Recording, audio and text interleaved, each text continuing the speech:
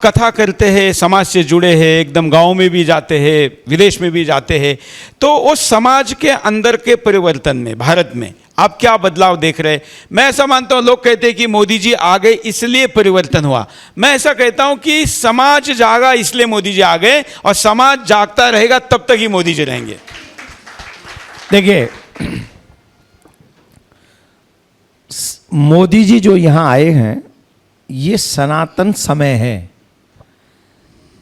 ऐसे कितने संत महात्मा हैं जिन्होंने जी जान लगाई है धर्म प्रचार करने में, जगाने में मीन्स उस समय जगाने में जब मनमोहन सिंह जी की सरकार थी। और तब जगाने का मतलब समझ रहे थे, सुलाया भी जा सकता था।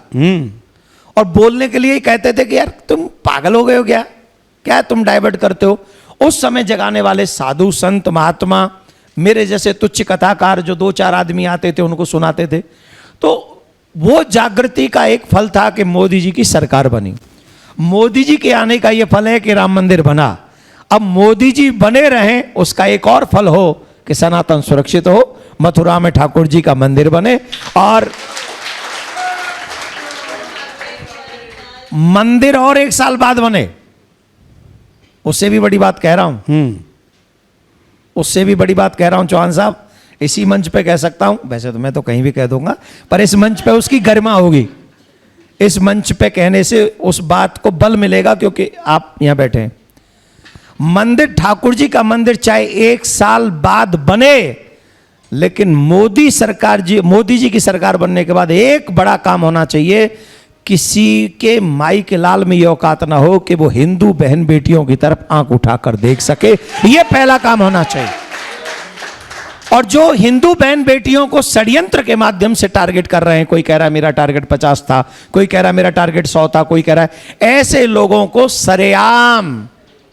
सरेआम जितनी लड़कियों को उन्होंने टारगेट किया है, उतनी बार चौड़ाई पे उनको फांसी देनी चाहिए, जिससे बहन बेटियों के सम्मान को बाकायदा सम्मान दिलाया जा सके। बिल्कुल। आप वृंदावन मथुरा में ही एक रिक्शा वाले ने 34 कितनी लड़कियों को, हिंदू लड़कियों को अभी तक वही निशाना कहे। मैंने वही घटना सुनाया। मैंने एक टेम्पू वाला, आप सुनिए, एक टेम्पू चलाने वाला लड़कियों को बैठालता है, उनसे किराया नहीं लेता है, उनका नंबर ले लेता है, और नंबर लेके जब उनको जरूरत होती है वो उसे बुला लेते हैं, और फिर घूमने जाते हैं, फिर उन्हें होटल ले जाता है, फिर उनका पिक्चर और वीडियो बनाता है, और फिर उनको ब्लैकमेल करता है। 23 लड़कियों को बर्बाद कर चुका, तब जाके वो पकड़ा गया। और जब पुलिस ने पूछा तो उसने कहा कि मेरा टारगेट 50 लड़कियों का था। कहां? मथुरा में। कहां? और इसके बाद हम लोग चुप इसलिए बैठे रहे क्योंकि संविधान कहता है शांति बनाए रखो। और वो 50 लड़कियों का जीवन बर्बाद करके कहां बैठा है आराम से? जो जेल में भी रोटी तो मिल ही रही है उसे, हमारे टैक्स के पैसे से मिल रही है। नहीं मिल रही है, प्लस वो आराम से शायद उससे ज्यादा खुश होगा। घर में उतनी अच्छी रोटी उसे नहीं मिल रही होंगी जितनी अच्छी रोटी उसे जेल में मिल रही होंगी। तो उन्हें प्रॉब्लम क्या है? उनका एक ही परिणाम होना चाहिए, ऐसा सोच समझ के जो लड़कियों को बर्बाद कर रहा है, टारगेट करके कर रहा है, उसका एक ही रिजल्ट है, जितनी लड़की बर्बाद की उसी शहर में चौराहे पे खड़े करके उतनी बार उसे फांसी दी जाए, जिससे देखने वालों के रोंगटे खड़े हों। और हम ऐसा मानते हैं अगर ये नहीं हुआ प्रारंभ तो हम लोग सिर्फ तमाशगीन हैं। संविधान हम मानते हैं, ऐसे लोग नहीं मानते हैं। और जो मानते ही नहीं है उनको आप क्या करोगे? आप करते रहो, वो तो वही करेंगे जो कर रहे हैं। और हर एक साइड से ऐसी कहानी आ रही है, और उसके बाद भी हिंदू जगत अगर अपनी आंखों पे पट्टी बांध के बैठा रहे। अभी लखनऊ की घटना है, 30 बच्चे पकड़े गए हैं, 15 लड़के 15 लड़कियां। कितने? अब इसके बाद सुनो, सारे लड़के मुस्लिम और सारे लड़कियां हिंदू। काय का सेम? कहां मर गया प्रशासन? कहां मर गए हमारे घर के संस्कार? कहां गए हमारे? अगर हम जैसा व्यक्ति कुछ बोल दे तो कहते थे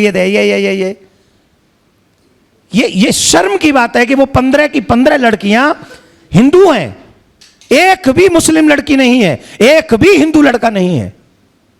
और ये टारगेटेड है, ये सब फिक्स है।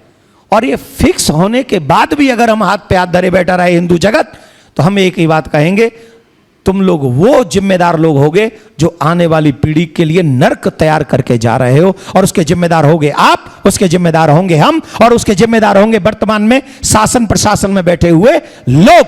तो हमें वो व्यवस्था तैयार कर देनी चाहिए कि हमारी बहन बेटियों की तरफ एक तिरछी नजर भी ना उठे, ऐसी व्यवस्था हमको बनानी चाहिए। तब समझेंगे कि हिंदू राष्ट्र एक अच्छी दिशा में बढ़ रहा है।